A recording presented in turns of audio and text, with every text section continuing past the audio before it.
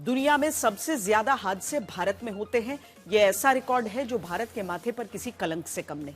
आज सुबह सुबह देश मथुरा के पास यमुना एक्सप्रेसवे पर हुए सड़क हादसे से परेशान हो गए।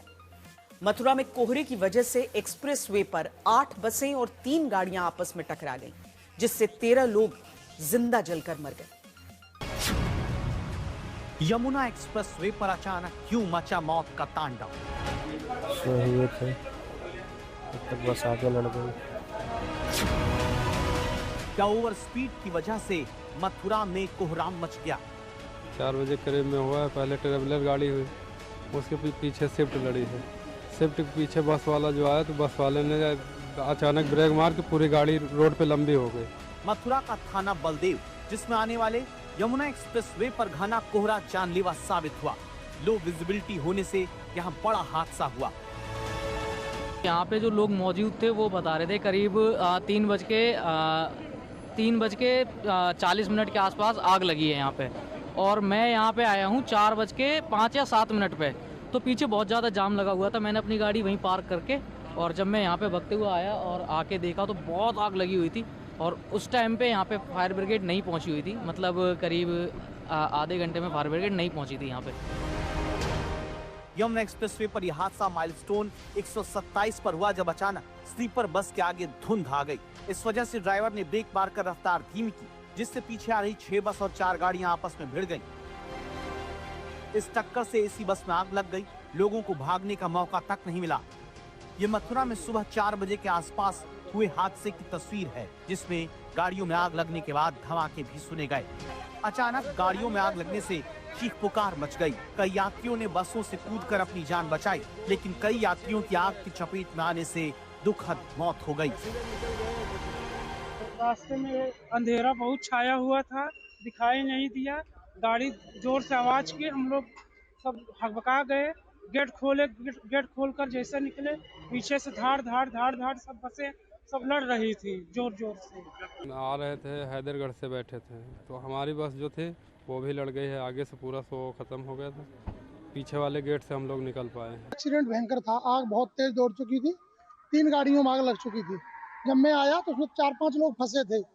मैंने उसको एक को निकाला उसमें से, गाड़ी से अंदर से घुल के। 3 उसमें और रह गए थे। एक कोई उसका था कानपुर का, सॉरी। मैंने उसको निकालने की बहुत कोशिश की, लेकिन तीनों लोग सीट में फंसे थे, नहीं निकल पाए हमसे। तब तक गाड़ी में आग अंदर दौड़ गई। इस हादसे पर प्रधानमंत्री नरेंद्र मोदी ने अपनी पोस्ट के जरिए संवेदना जताई।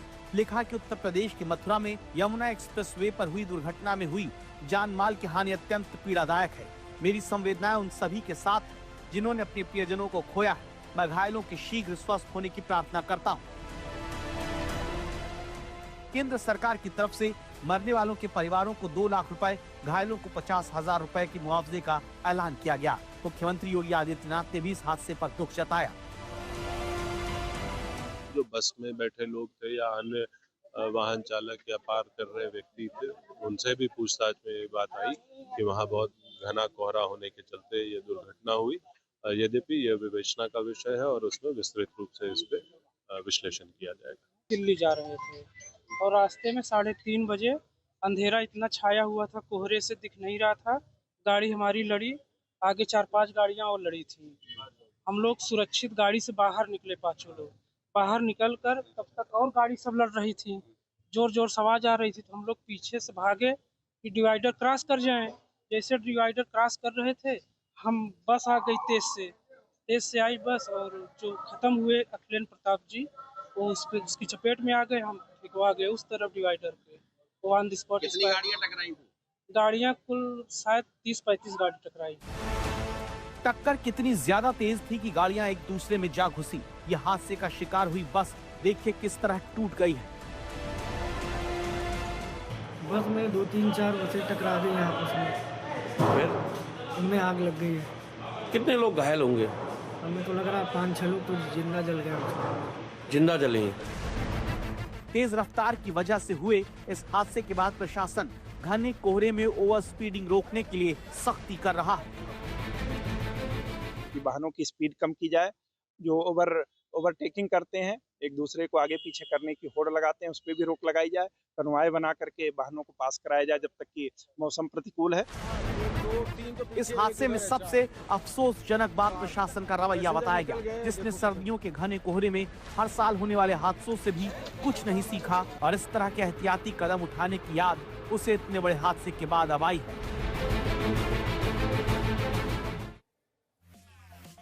यमुना एक्सप्रेसवे से अगर आप गुजरे होंगे तो आपने भी देखा होगा कि लोग किस कदर नियमों की धज्जियां कई बार उड़ाते हैं। इसे रोकने के लिए 14 दिसंबर की रात 12 बजे से नई स्पीड लिमिट जारी की गई। यमुना एक्सप्रेसवे पर अब हल्के वाहनों की अधिकतम गति 100 से घटाकर 75 किलोमीटर प्रति घंटा और भारी वाहनों की 80 से घटाकर 60 किलोमीटर प्रति घंटा कर दी गई है। नई स्पीड लिमिट के बाद अगर कोई भी 3 घंटे के सफर को 2 घंटे में पूरा करता है तो सड़क पर लगे सीसीटीवी कैमरे उसे स्पीड को रीड करने के बाद मैसेज कंट्रोल रूम के पास भेजते हैं। लेकिन अधिकतर गाड़ी चलाने वाले कैमरे को देखने के बाद अपनी गाड़ी की स्पीड कम कर लेते हैं और चालान से बच जाते हैं। कैमरा दूर होने पर स्पीड फिर बढ़ा देते हैं।